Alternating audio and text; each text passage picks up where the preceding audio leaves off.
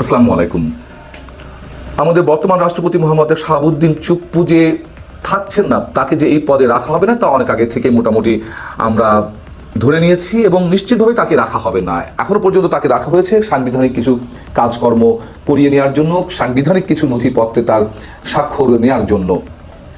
কিন্তু নতুন রাষ্ট্রপতি নিয়োগ করা নিয়ে এর মধ্যে নানান ধরনের গুঞ্জন উঠেছে। কে হতে যাচ্ছেন নতুন রাষ্ট্রপতি, কাকে নিয়োগ দেওয়া হচ্ছে, কোন প্রক্রিয়া নতুন রাষ্ট্রপতি নিয়োগ দেওয়া হবে, সেটি নিয়েও নানান ধরনের বিতর্ক চলছে। আমরা তো জানি যে যদি সংসদ বহাল থাকতো তাহলে চলমান বা বর্তমান রাষ্ট্রপতি যদি কোনো কারণে তার কাজকর্ম চালিয়ে যেতে অপারগতা প্রকাশ করেন বা অসুস্থতাজনিত কারণে তিনি অক্ষমতা প্রকাশ করেন, অথবা তিনি যে কোনো কারণে পদত্যাগ করে বসেন, অথবা তার মৃত্যু ঘটে, তাহলে সেক্ষেত্রে জাতীয় সংসদের স্পিকার তার দায়িত্বে স্থলাভিষিক্ত হবেন অথবা তার দায়িত্ব তিনি পালন করবেন। স্পিকারও যদি এই ধরনের কোনো সমস্যায় থাকেন বা তার অনুপস্থিতি থাকে, সেক্ষেত্রে ডেপুটি স্পিকার রাষ্ট্রপতি দায়িত্ব পালন করবেন। কিন্তু এখন তো সংসদ নেই, কোন প্রক্রিয়ায় নতুন রাষ্ট্রপতি নিয়োগ করা হবে এই নিয়ে তুমুল বিতর্ক চলছে, নানান ধরনের আলোচনা চলছে। তবে যতটুকু শোনা গেছে যে সুপ্রিম কোর্টের পরামর্শ নেওয়া হবে এক্ষেত্রে যে কোন প্রক্রিয়ায় রাষ্ট্রপতি নিয়োগ দেওয়া যেতে পারে। যেহেতু সুপ্রিম কোর্ট হচ্ছে বাংলাদেশের সর্বোচ্চ আদালত, হচ্ছে আমাদের সংবিধানের সর্বোচ্চ রক্ষক এবং সবকিছু বিষয়ে ব্যাখ্যাদাতা, তো নিশ্চয়ই কোনো ধরনের সাংবিধানিক সংকট তৈরি হলে সেক্ষেত্রে সুপ্রিম কোর্টের পরামর্শ অনুযায়ী কাজ করা হবে, খুব স্বাভাবিক। কিন্তু কে হচ্ছেন রাষ্ট্রপতি, কার নামটি এর মধ্যে বেশি শোনা যাচ্ছে, নিশ্চয়ই আপনারাও জেনেছেন এর মধ্যে, বা যে নামটি এর মধ্যে নানানভাবে গুঞ্জন তৈরি করেছে, তা হচ্ছে সাবেক ভারপ্রাপ্ত প্রধান বিচারপতি আব্দুল ওহাব মিয়া। তার নামই এখন বেশ জোরে সোরে উচ্চারিত হচ্ছে। এটি ভারত এবং বাংলাদেশেরও কয়েকটি গণমাধ্যমে এসেছে তার নাম।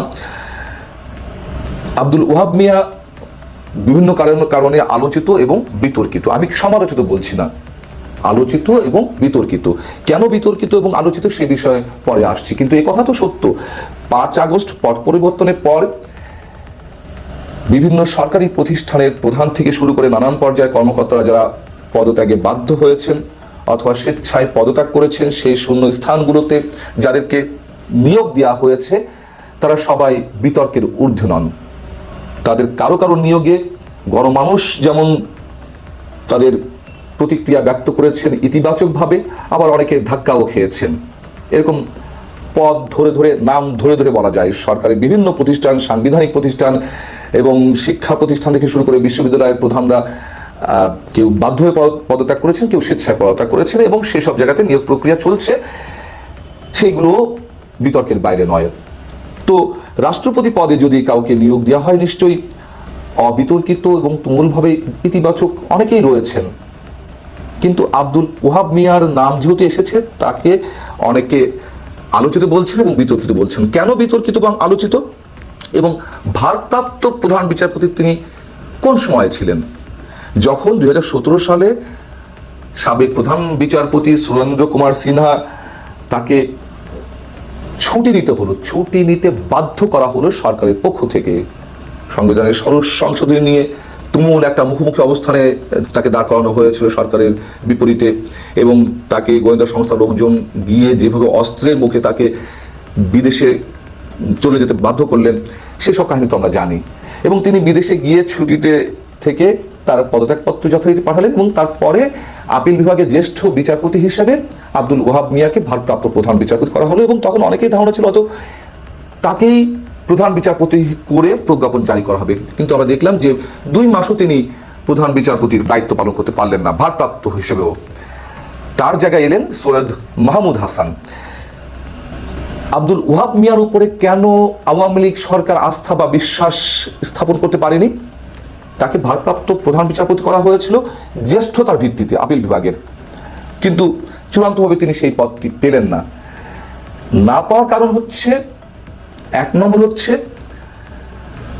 তত্ত্বাবধায়ক সরকার বাতিলের ক্ষেত্রে যে রায় খায়রুল হক সাহেব দিয়েছিলেন সাবেক প্রধান বিচারপতি, তার নেতৃত্বে যে আপিল বিভাগের বেঞ্চ ছিল তার মধ্যে যে 2-1 বিরোধিতা করেছিলেন, তার একজন হচ্ছে আব্দুল ওহাব মিয়া, যিনি বলেছেন না, তত্ত্বাবধায়ক সরকার বহাল রাখা উচিত। আরেকটি কারণে তিনি বিশেষভাবে আওয়ামী লীগের চক্ষুশূল হয়েছিলেন, সেটি হচ্ছে আব্দুল কাদের মোল্লা, জামাতের সহকারী সেক্রেটারি জেনারেল, যুদ্ধ অপরাধের দায়ে যার ফাঁসি হলো, তার তো প্রথমে যাবজ্জীবন হয়েছিল। এই যাবজ্জীবন দণ্ডের বিপরীতে যখন আপিল করা হলো সরকারের পক্ষ থেকে, তখন যে তার ফাঁসির রায় দেওয়া হলো, সেই ফাঁসির রায়ের বিপরীতে ছিলেন একমাত্র আব্দুল ওহাব মিয়া। তো খুব স্বাভাবিকভাবে তার উপরে তো আস্থা রাখতে পারেন আওয়ামী লীগ। এবং আব্দুল ওহাব মিয়াকে যখন সরিয়ে দেওয়া হলো ভারপ্রাপ্ত প্রধান বিচারপতি থেকে, তার তো আপিল বিভাগে ফিরে যাওয়ার কথা, কিন্তু তা না করে তিনি তার পরদিনই কিন্তু পদত্যাগ করেছিলেন। এখন বিষয় হচ্ছে যে সবাই এই বিষয়টি নিয়ে হয়তো এর মধ্যে বিতর্ক শুরু করেছেন, বা বর্তমান যে রাষ্ট্রপতি শাহাবুদ্দিন চুপ্পুর বিরুদ্ধে যে অভিযোগের বিষয়গুলো নানানভাবে সামাজিক যোগাযোগ মাধ্যম, মূলধারা গণমাধ্যমে ভাইরাল হচ্ছে, সেটি নিয়ে ভারতের কোনো কোনো গণমাধ্যম আবার প্রশ্ন তুলেছে যে হাসিনা সরকারের আস্থাভাজন বা হাসিনার খুব কাছের লোক শাহাবুদ্দিন চুপ্পু, তিনি যাতে স্বেচ্ছায় পদত্যাগে বাধ্য হন, এই জন্য তার বিরুদ্ধে অভিযোগগুলো ভাইরাল করা হচ্ছে, তাকে বিতর্কিত করা হচ্ছে। শাহাবুদ্দিন চুপ্পু সাহেব যে কতটা ফেরেশতা বা তার বিরুদ্ধে কোন ধরনের অভিযোগ রয়েছে, এগুলো তো নতুন কিছু নয়। অনেক আগে থেকে তিনি যখন দুদকের কমিশনার ছিলেন, তিনি এস আলম গ্রুপের কাজ করেছেন, এস আলম গ্রুপের দখলকৃত প্রতিষ্ঠান ইসলামী ব্যাংকের ভাইস চেয়ারম্যান ছিলেন। এবং শোনা যায় যে এস আলম গ্রুপ যে লাখ লাখ কোটি টাকা লুটপাট করেছে, ব্যাংক খেয়ে ফেলেছে 6 থেকে 7টি, তার অন্যতম সহযোগী এই শাহাবুদ্দিন চুপ্পু সাহেব। অতএব আর তাকে তো এমনিতেই সরতে হবে, তার উপরে মনস্তাত্ত্বিক চাপ প্রয়োগ করার তো কোনো বিষয় নেই যে তিনি যাতে পদত্যাগ করান, এই জন্য একটি গ্রাউন্ড তৈরি করা হচ্ছে তার বিরুদ্ধে অভিযোগগুলো উত্থাপন করে, সেগুলো তো কোনো কারণ নেই। দেখলাম আমাদের সাংবিধানিক আরেক প্রতিষ্ঠান নির্বাচন কমিশনের প্রধান নির্বাচন কমিশনার সহ অন্যান্য নির্বাচন কমিশনার পদত্যাগ করলেন। এখানে তো উল্টোটা ঘটেছিল, তাদেরকেও হয়তো একটা সিগনালে পরে পদত্যাগ করতে হয়েছে, উপায় নেই তো। আর সিগনালে করে পরে পদত্যাগ করলে এটি নিয়ে তো প্রশ্ন তেমন একটা উত্থাপিত হচ্ছে না, বরঞ্চ সাবেক সিইসি কাজী হাবিবুল আওয়াল তিনি নিজেই চেষ্টা করছিলেন কিভাবে সরকারকে বিতর্কিত করা যায়, কিভাবে নির্বাচন কমিশনে নিজেদেরকে টিকিয়ে রাখা যায়। তিনি 2টি পত্রিকায় আর্টিকেল লিখলেন, সেখানে সংবিধানকে বিতর্কিত করলেন, নানা উস্কানিমূলক প্রশ্ন উত্থাপন করলেন, কিন্তু তাকে তো সত্য হয়েছে, তিনি পদত্যাগ করেছেন।